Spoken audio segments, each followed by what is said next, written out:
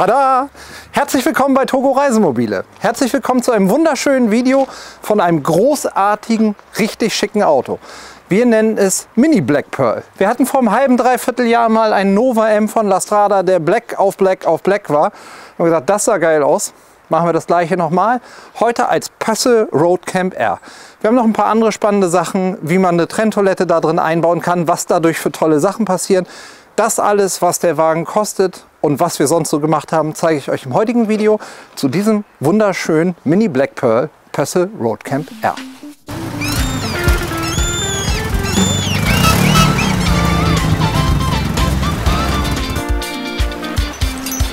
So, wer hat sich schon immer gefragt, wie man einen 540er Pössl besonders cool gestalten kann? Dem kann ich das heute beantworten. Vorausgesetzt, ihr mögt schwarz, würde ich sagen, das steht dem Auto am besten. Einfach alles Dekor runter, schicke Felgen drauf und dann sieht das Auto von außen zum einen unauffällig aus, verschwindet in der Landschaft und bietet von innen natürlich vollwertigen Reisekomfort, so wie in jedem anderen größeren Fahrzeug auch. Road Camp R steht bei Pössl ja immer für, also Road Camp für 5,40 Meter und das R dabei für Raumbad. Das heißt, wir haben hier einen Grundriss, in dem ihr eine echt schöne Sitzgruppe, ein vernünftiges Bett und eine Nasszelle mit dem klassischen Raumbad habt, was einfach eine sehr große Nutzung des Raums anbietet und dadurch bei 5,40 Meter eben das meiste rausholt, was geht. Das Raumbad polarisiert dabei immer ein bisschen, aber ihr werdet, wenn wir drin sind, die Vor- und Nachteile des Konzepts sehr gut sehen und dann wisst ihr hinterher auch, ob der Wagen für euch in Frage kommt oder nicht. Und wenn ihr zum Beispiel sagt, ich hätte lieber einen anderen Grundriss, aber ich will, dass der genauso cool von außen aussieht wie der, das geht natürlich auch bei jedem Westfalia, bei jedem La Strada und bei den anderen Pössl-Modellen. Summit 540 wäre da die klassische Alternative. Als der Wagen gekommen ist, war noch Dekor drauf, waren noch die serienmäßigen Stahlfelgen drauf. Das sieht dann alles ein bisschen nackelig aus. Und ich finde es immer wieder beeindruckend, was so ein Auto sich ändert, wenn 15 oder 16 Zoll Stahlfelgen runtergehen und 18 Zoll Alufelgen draufgehen. Hier sind das jetzt ORC-Felgen in dem relativ schlichten Design, damit man es gut sauber halten kann, damit es immer gepflegt und schön aussieht. Mit einem klassischen Ganzjahresreifen. Da hättet ihr ja die Wahl zwischen so einer All-Terrain-Bereifung oder so einem Ganzjahresreifen. Das, was wir hier zusätzlich gemacht haben, wir haben ja bei 540 immer ein Leitchassis. Das geht ja gar nicht an. Also geht nur in ganz seltenen Konstellationen anders. Und beim Leitchassis habt ihr quasi das Problem, dass die Kunststoffradläufe fehlen. Wenn ihr hier drüben guckt, das ist jetzt zwar ein Westfalia Amundsen, aber wenn ihr Maxi-Chassis habt, habt ihr bei den meisten Fahrzeugen die Radläufe drauf. Die machen das Auto ungefähr so ein Stückchen breiter und dadurch werden die Reifen vernünftig abgedeckt. Das habe ich bei dem Auto ab Werk eben nicht. Deswegen gibt es von ORC so Kunststoffradläufe, die quasi hier das aufdoppeln und damit kriegen wir dann auch die 18 Zoll Reifen vernünftig eingetragen. Und das Ganze macht ihr natürlich rundrum hinten genau das gleiche. Und dadurch, dass das Dekor runter ist, die Felgen drauf sind und auch alle anderen Anbauteile in schwarz sind, die Sicherheitsschlösser, der Fahrradträger, finde ich, kann man dem Auto gar nicht ansehen. Ist er überhaupt von innen ausgebaut? Ist das eher ein Van? Ist das ein Auto mit Vollausstattung? Ist der quasi nackt? Man kann damit wirklich versteckt unterwegs sein. Und was man immer wieder unterschätzt, ist, was so ein dunkles Auto, wie es sich quasi am Waldrand in die Landschaft einfügt, wenn so Dämmerung ist. Ein weißes, sieht immer schick aus, aber fällt dann schon sehr auf. Hier war jetzt die Frage, wie bringen wir Fahrräder mit? Klassischer Fahrradträger an der Hecktür. Wir nehmen dann in der Regel einen Thule-Fahrradträger, einfach weil er so schön schwarz ist und verhältnismäßig viel tragen kann. Da müsst ihr für euch halt immer die Frage stellen, habe ich normale Fahrräder? Das heißt, für die Hecktüren ist, glaube ich, bei 35 Kilo für die meisten Träger das Limit erreicht. Das geht dann nur mit klassischen Fahrrädern. Wenn man mehr will, dann muss eine klassische Anhängerkupplung mit ran. Und dann hat der Wagen die Rückfahrkamera von Fiat oben mit drin. Das sehen wir aber, wenn wir das Cockpit vorne anschauen, auch nochmal. Von der Seite hier gibt es gar nicht so unendlich viel zu erzählen. Vielleicht ist euch aufgefallen, der Wagen hat drüben keine Markise, um so unauffällig wie möglich unterwegs zu sein. Wir haben das klassische Fenster in der Nasszelle. Das ist beim Raumbad eine, wir nennen es mal Zwangsoption. Es ist zwar nie im Serienumfang mit drin, aber bestellen müsst ihr es trotzdem, weil in den Raumbädern keine Dachhaube oben möglich ist. Und dann ist das das normale Fenster der Sitzgruppe. Das machen wir später. Wir haben die Trenntoilette umgebaut und das ändert nämlich wahnsinnig viel mit dem Fach. Das gucken wir uns aber an, wenn wir später bei der Toilette sind. Ansonsten muss man ganz klar sagen, der Wagen hat natürlich eine Solaranlage drauf. Der hat natürlich eine adäquate Batteriekapazität. Das sehen wir aber alles von draußen nicht. Und von vorne, damit es eben nicht nur schwarz ist hier der Kühlergrill bewusst in dem Silber gelassen worden. So haben wir das schon noch so ein bisschen PKW-mäßiger und ein bisschen aufgelockerter. Das Gelbe ist ja alternativ. Da drüben bei dem grauen, das ist das Road Cruiser Revolution, der da steht, ist diese Spange unten. Das, was hier Silber ist in dem Schwarz, das sind die beiden Alternativen, die da sind.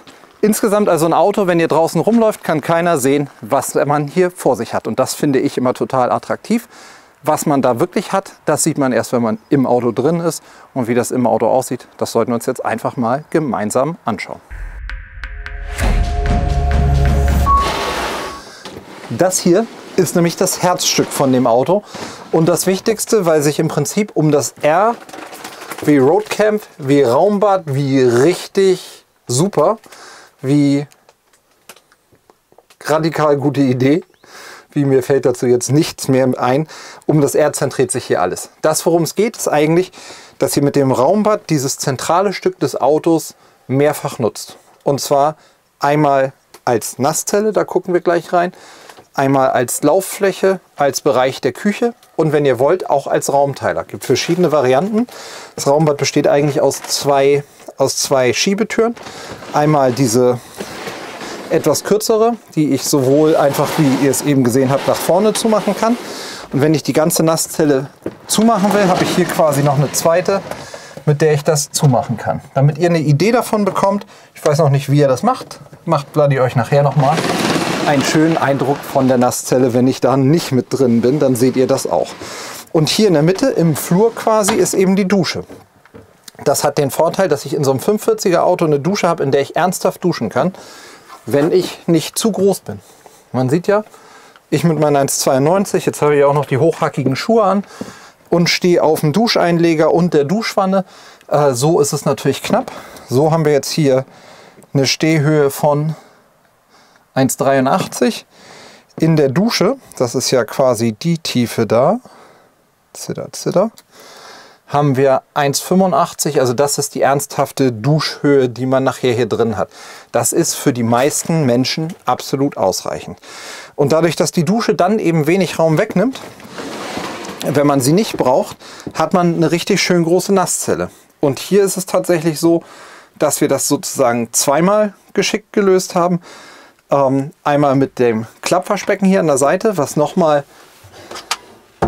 mehr Freiheit in der Bewegung gibt. Weil es einfach in dem Augenblick, wo ich es benutze, klappe ich es runter, habe ein richtig schön großes Waschbecken, wo ich auch so mir richtig schön das Gesicht über dem Waschbecken waschen kann. Wenn ich es nicht brauche, klappe ich es hoch. Ich habe hier die Duscharmatur, die ich nehmen kann. Und wenn ich nicht drin duschen will, wunderbar durchs Fenster nach draußen führen kann, auch wenn ich nicht riesig bin, das von hier wunderbar bedienen kann. Und dann hätten wir eigentlich an dieser Stelle eine normale Toilette. Die haben wir aber rausgeschmissen und dafür eine Trenntoilette eingebaut. Das stimmen wir quasi mit jedem Kunden nochmal eigen ab.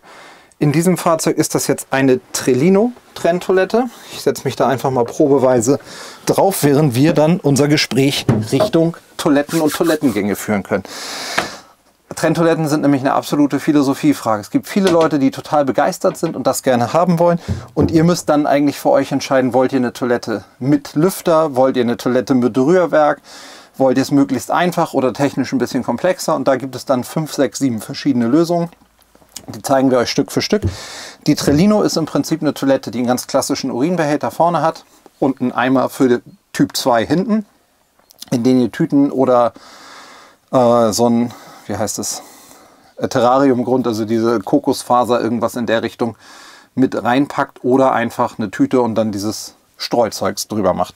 Ich bin gespannt, wir werden unser Auto dieses Jahr auch mal umrüsten. Ich will das unbedingt auch mal über eine längere Zeit ausprobieren, weil eine Trenntoilette schon viele schöne Lösungen mit sich bringt, weil es nämlich zum Beispiel dazu führt, dass sie viel weniger Wasser verbraucht, weil das ganze Thema Toilettenspülung eben wegfällt. Aber wie gesagt, da müsste man sich drüber unterhalten und vor allem gibt es so viele verschiedene Varianten, vorgegeben von den Orten im Auto, wo es eingebaut werden soll, also der Einbausituation und euren eigenen Vorlieben und so ein bisschen vielleicht auch Budget gesteuert. Trenntoiletten, damit ihr mal eine Idee habt, in der Regel kosten sie irgendwo zwischen 500 bis 1300, 1400 Euro die Toilette plus die jeweiligen Umbaukosten, die von Auto zu Auto extrem unterschiedlich sein können. Bei dem Wagen hier war jetzt die Zielsetzung, auch noch eine Entlüftung mitzuhaben. Die Entlüftung hat hier einen kleinen Schalter, der über den Strom der Wasserpumpe sozusagen versorgt ist. Und dann haben wir quasi wie eine Sogentlüftung ein kleines Gebläse hinten dran gemacht, haben das eigentliche Loch in der Wand neu verkleidet, ein Stück neue Bodenplatte angefertigt und dann passiert nämlich was ganz Tolles und dafür springen wir jetzt einmal kurz nach draußen. Und dann entsteht nämlich draußen ein richtig schöner zusätzlicher Stauraum, den ihr benutzen könnt, weil eigentlich das der Kassettenschacht ist, wo von hier hinter der weißen Wand die Kassette rausgezogen wird, um die Ecke gezogen wird. Dadurch, dass wir keine Kassette mehr rausziehen, sondern nur noch den Eimer und den Urinbehälter ab und zu haben, haben wir hier einen Stauraum und damit man die Klappe gut benutzen kann, haben wir uns überlegt, wir setzen die Sogentlüftungsklappe hier daneben. Dann haben wir nämlich den Stauraum gewonnen und das finde ich ziemlich cool. Jo, das wollte ich euch gezeigt haben. Und dann bleiben nämlich auch solche Funktionen wie dieser lustige Magnetknopf, den Pössl da einbaut, mit dabei. Und dann macht es auch wieder Sinn, die Toilettenklappe abzuschließen, weil ihr ja so dann vielleicht Kabel, irgendwie wichtiges Zubehör habt. Wenn da volle Toiletten drin sind, klaut die ja eh keiner, dann brauche ich das auch nicht abschließen. So, wo waren wir stehen geblieben? Wir haben die Nasszelle gesehen. Dann wollen wir uns das Bett hinten noch mal anschauen, weil der zweite nette Nebeneffekt dieser Nasszelle in der Mitte, die einfach sehr wenig Raum einnimmt, ein immer ins Verhältnis 540er gesetzt, relativ großes Bett ist. Wir haben hier 1,35 und hier, ich messe bewusst an einer schmaleren Stelle, also nicht da ins Fenster rein, 1,20. Kein riesengroßes Bett, aber da, wo ihr es im Oberkörperbereich braucht, habt ihr eine richtig schön breite Matratze, darunter ein normales Lattenrost und das eben die Kaltschaummatratze. Pössl typisch habt ihr hier hinten umlaufend Schränke, einmal hinten den großen und dann seitlich auch bis hinten in die Ecke gehend einen richtig schön großen Stauraum auf dieser Seite und gegenüberliegend könnt ihr jetzt auch noch mal einen Blick reinwerfen, hinten noch ein Schrank. Und was ich eine ganz schöne Lösung finde, mit der Lichtleiste hier oben, die Lesespots, die ihr theoretisch abnehmen könnt und reinsetzen könnt, wo ihr wollt, habt ihr dadurch einfach Lesespots hier, die auch in der Sitzgruppe funktionieren. Und cool ist, dass man dafür auch USB-Steckdosen kaufen kann, die könnt ihr dann auch reinklipsen. Das heißt, in diesen praktischen offenen Ablagen könnt ihr Handys und Kleinkram aller Art laden. Und dann sind wir zum dritten Mal in der Dusche, weil auch wenn ihr in der Küche steht, seid ihr zum Beispiel teilweise mit in der Dusche. Die Stehhöhe im restlichen Fahrzeug ist knapp 1,90, 1,89,7 sagt er hier. Also das ist eine allgemein taugliche Größenordnung. Und sogar für mich mit, ich denke mal, ich bin 1,92, aber wenn ich bei 1,89 aufrecht stehend reinpasse, bin ich entweder geschrumpft oder meine Haltung, ich merke schon, das ist wieder mal das Thema Haltung. Es stört mich halt einfach nur nicht. Das ist das, was ich ganz klar sagen will. Ich komme mal kurz dichter. Ich habe einen Punkt im Auto, wo ich mich aufrecht hinstellen kann, wo ich mich gut strecken kann. Das reicht mir. Wenn ich in der Küche stehe, wenn ich hier was schneide, stehe ich sowieso gebeugt. Wenn ich hier abwasche, stehe ich sowieso gebeugt. Wenn ich im Topf unterwegs bin, stehe ich sowieso gebeugt. Wenn ich in den Schrank gucke, muss ich mich eh ein bisschen wegdrehen. Ich brauche hier nicht mehr als Stehhöhe. Ihr habt hier einen klassischen Zweiflammkocher auf jeden Fall mit einem normalen, nicht so riesengroßen, aber ich denke absolut ausreichenden Waschbecken und daneben eine richtig schöne Arbeitsfläche, die, ja, wir sind in einem 45er Auto, natürlich nicht riesig ist, aber für das, was das Auto bietet, absolut groß genug ist. Daneben habe ich hier noch den Tisch. Wenn ich wirklich mehr Schnittfläche bräuchte, oh Vorsicht, Lampe, kippt, Achtung, oh, alles kaputt. Hätte ich hier noch, oh, alles kaputt, hätte ich hier noch die Möglichkeit, auch noch was zu schnibbeln. Erstmal machen wir den Tisch hier fest, dass da nichts passieren kann. Dann klappen wir das wieder ein und dann ist die Bewegungsfreiheit auch wieder gegeben. Umso kleiner das Auto, umso größer der Kompromiss in Bewegung. Hier vorne habt ihr eine große Schublade und noch eine zweite große Schublade und ganz unten drunter eine etwas kleinere Schublade. Das, was halt das Schöne ist, jetzt musst du mal bitte kurz rausgehen, dass wir an den Kühlschrank kommen,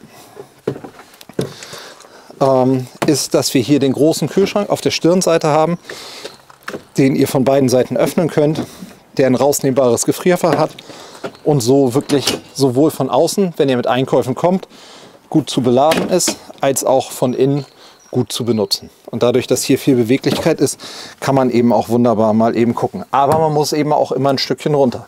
Muss aber ja bei jedem 540er. So, wenn wir das alles haben, können wir die Lampen hier wegnehmen. Ich mache es mir in der Sitzgruppe gemütlich. Wir messen mal, wie groß das Ganze hier ist und dann gucken wir mal auf die Ausstattungsliste dieses Fahrzeugs. Willkommen in der Sitzgruppe vom Roadcamp R. Das, was natürlich bei jedem 540er so ist, ist, dass der Abstand zwischen der Sitzbank und dem gedrehten Fahrersitz relativ gering ist. Geht ja nicht anders, weil die 60 cm irgendwo hin müssen. Damit ihr mal eine Referenz habt, das haben wir lange nicht mehr gemessen, das müssen wir eigentlich mal wieder regelmäßiger einführen.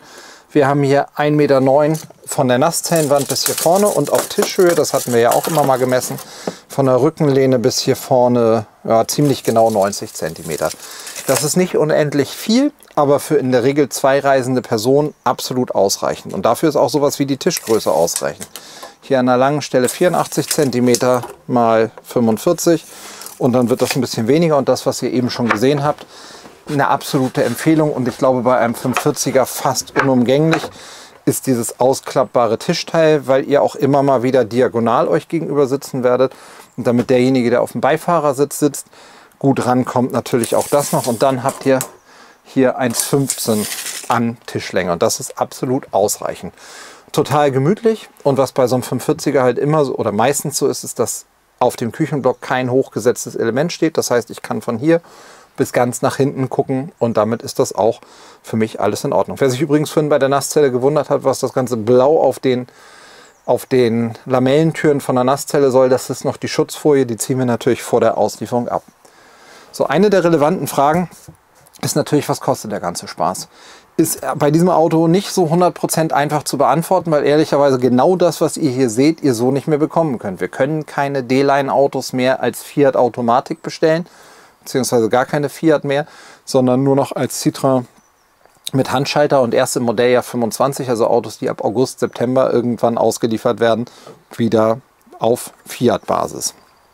Was dann zum Modelljahr 25 an Neuigkeiten kommt, da kommt noch das ein oder andere auf uns alle gemeinsam zu. Da müssen wir uns dann aber, wenn es soweit ist, nochmal drüber unterhalten. Also, das Auto, so wie es hier steht, hat einen Grundpreis von 60.427 €. Ich gehe jetzt nicht jede einzelne Option mit euch durch, aber ganz klar gesagt, wir haben 140 PS, wir haben die 9-Gang-Automatik von ZF, die hier mit drin ist, wir haben das 3,5 Tonnen aufgelastete Chassis, wir haben Möbelbau Elegance, das ist das Graue hier, Dakota Eiche heißt das Graue mit den hochglänzenden weißen Klappen. Dann haben wir Wohnwelt Marais, das passt, finde ich, hervorragend zusammen, ist total schön und relativ viel Optionen für Fiat. Die gucken wir uns gleich aber nochmal im Cockpit zusammen mit an. Und zusätzlich eben solche Dinge, die wir schon gesehen haben. Starre Anhängerkupplung hinten, die Dieselheizung, das wollte ich nochmal nachgeguckt haben. Hier ist jetzt eine Dieselheizung drin, die 18 Zoll Felgen, eine Solaranlage, der Fahrradträger, ein Gasalarm, Sicherheitsschlösser. Ganz viele schöne Dinge. Alles zusammen in Summe, ohne Nachlass, ohne irgendwas. Einfach nur das, was hier jetzt Summe der Listenpreise steht, haben wir ziemlich genau 80.000 €, die da stehen. Haufen Kohle, aber auch ein Haufen Leistung. Und da sind eben solche Dinge wie Trenntoilette und sowas ja auch mit drin. Und dann muss man unterm Strich ja sagen, einen gewissen Nachlass kriegt ihr ja am Ende auch nochmal. So, das haben wir auf jeden Fall jetzt auch mit dabei. Für die Trellino-Toilette, die Fragen tauchen immer wieder auf. Die Trellino, die so drin steht, ist eine Trellino Evo L. 629 € und dann haben wir noch so ein Zubehörset und solche Dinge mit dazu gekauft und damit das zu diesem schicken schwarzen Auto passt, eben auch den schwarzen Deckel draußen. So ein paar Sachen, wo ich einfach denke, dann darf man nicht an den letzten 15 € sparen, die da mit sind.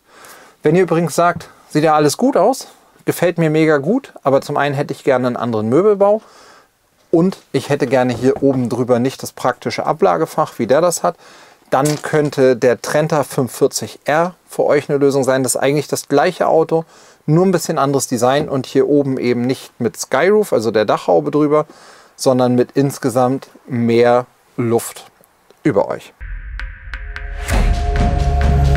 So, und so sieht der Stauraum dann nämlich von hinten aus. Die Toilette dürft ihr euch an der Stelle einfach mal wegdenken. Die bleibt natürlich über, wenn man drin die Trenntoilette rausnimmt. Für denjenigen, der sein Auto umbaut, das ist jetzt ja quasi eine nagelneue Toilette. Die hat sicherlich auch noch einen gewissen Gegenwert bei eBay, ne, heißt ja nicht mehr eBay Kleinanzeigen, bei eBay oder Kleinanzeigen, dass man da noch ein paar Euro für bekommt. Vom Stauraum, damit ihr das wisst, haben wir hier beim Roadcamp R von Pössl 91,8 cm hier vorne. Da hinten wird es ein bisschen schmaler. Da sind es ungefähr 78 cm und in der Tiefe, an der tiefsten Stelle 1,26 und hier drüben, guck mal, kann man die Kante sehen. Einmal hier vorne auf dem Stück 63 und da muss ich jetzt mal ein bisschen frei Hand hinlasern. Da hinten 1,16. Also fassen wir zusammen, die Schräge unterm Bett geht ungefähr 10 cm zurück. Und dann haben wir hier 60 cm auf der tiefsten Stelle. Das, was ihr hier seht, noch schön verpackt, weil der Wagen ja demnächst abgeholt wird, ist diese 7-Zonen-Kaltschaummatratze, die ihr bei Pössl in der Liste findet. Matratzen sind ja immer so ein subjektives Thema, muss jeder für sich selber entscheiden, ob das die richtige ist. Am besten, ihr geht mal zu dem Händler eures Vertrauens und legt euch auf die verschiedenen Matratzen und entscheidet, was eurem Rücken das angenehmste ist, weil wir auch immer wieder Leute haben, die sagen, ich lasse das Auto mit der Serienmatratze kommen, da liege ich nämlich gut drauf. Und wenn mir die nicht gefällt, dann lasse ich mir eine Matratze machen, die genau auf mein Gewicht, oft ist es so wie bei uns, ich bin deutlich schwerer als meine Frau, auf das Gewicht des jeweiligen Menschen machen, so wie ich das möchte. Was man hier unterm Bett noch sehen kann, ist oben eine Serviceklappe für die Heizung. Hier ist ein Heizungsaustritt hinten mit dran und hat witzigerweise sogar zwei. Einer da vorne und ein zweiter hier hinten, damit das wie so eine Art, ich nenne das mal Wärmevorhang, hier hinten mit hochgeht. Wenn ihr aber im richtig kalten Winter unterwegs sein wollt, dann würde ich auf jeden Fall euch empfehlen, hier hinten so eine Isomatte von innen mit reinzunehmen, weil am Ende gar nicht so entscheidend ist, wie die Türen selber isoliert sind, sondern dass ihr die Schwachpunkte der Türen, also quasi das Umlaufen, wo wir einen Transporter haben, der hier, wo ist die Dichtung, mit so einer dünnen Dichtung abgedichtet ist, da zieht es halt schon rein, wenn ihr draußen minus 10 Grad habt. Und das bleibt nur draußen, wenn man hier einen vernünftigen Vorhang hinmacht. Auf der Seite, da können wir dann auch noch mal schnell einen Blick reinwerfen. Ein ausreichend großer Gaskasten, hier passen 2x11 Kilo rein. Das heißt, ihr habt hier die freie Wahl, ob ihr mit Diesel oder mit Gas heizen wollt. Müssen wir gleich mal auf die Ausstattungsliste von diesem Wagen gucken, wie die Kunden sich hier entschieden haben. Aber bei den D-Line-Autos, wo der Roadcamp mit dazugehört, die also bei Detlefs in Isny gefertigt werden, aktuell habt ihr die freie Wahl zwischen Dieselheizung, Gasheizung mit oder ohne Elektrounterstützung. Und bei der Gasheizung sogar noch die Entscheidung zwischen 4 kW oder 6 kW. Lasst euch da einfach beraten und dann findet ihr schon raus, was für euch die richtige Entscheidung ist. So, das haben wir gesehen. Ich würde sagen, wir gucken jetzt abschließend nochmal uns das Cockpit an, weil hier wirklich viele schöne Fiat-Optionen mit drin sind und das immer wieder schick aussieht und das mit dem Automatikknüppel auch eine gute Lösung ist. Lasst uns da nochmal gucken, wie man sitzt und ob da noch irgendwelche Neuigkeiten zu entdecken sind für uns. Jo, Cockpit im Fiat Ducato. Im Prinzip was uns immer wieder gleich begegnet, was aber jedes Mal so ein bisschen anders ist und es immer wieder für mich spannend ist, wie Leute die Autos konfigurieren. Und vielleicht gibt das ja dem einen oder anderen von euch auch eine Hilfestellung. Hier zum Beispiel haben wir ein Lederlenkrad. Das ist mit einem originalen Fiat 10 Zoll Radio jetzt hier gekoppelt. Also nicht nur das Lenkrad, sondern das ganze Auto. Also das ist das originale Radio. Wenn man das alles ab Werk nimmt, dann kann man natürlich auch die volle Funktionalität mit Tasten hinten, Tasten vorne, Tempomatsteuerung und Tacho und Detailsteuerung sozusagen benutzen. Und der Wagen, was ich eben schon gesagt habe, hat jetzt halt die Fiat-Automatik, die wir so zwar noch geliefert bekommen, aber soll ich mal die Musik leiser machen, aber eben nicht mehr neu bestellen können. Das dann erst zum nächsten Modell. Ja. Das 10 Zoll Radio hat immer automatisch eine fest eingebaute Navigation mit drin. Die ist, glaube ich, TomTom-Daten basiert, funktioniert auf jeden Fall hervorragend und hat immer Wireless CarPlay für, Wireless Apple CarPlay und mit den meisten Android-Telefonen auch Android Auto auf einer Wireless-Variante. Das heißt, ihr braucht nichts mehr fest verbinden, sondern könnt die Navigation eures Telefons und sowas wie Spotify und Co. auch auf dem Monitor sehen. Eine Zwangsverknüpfung ist immer, wenn ihr das große Radio bestellt, müsst ihr auch eine Klimaautomatik nehmen. Das geht nicht anders.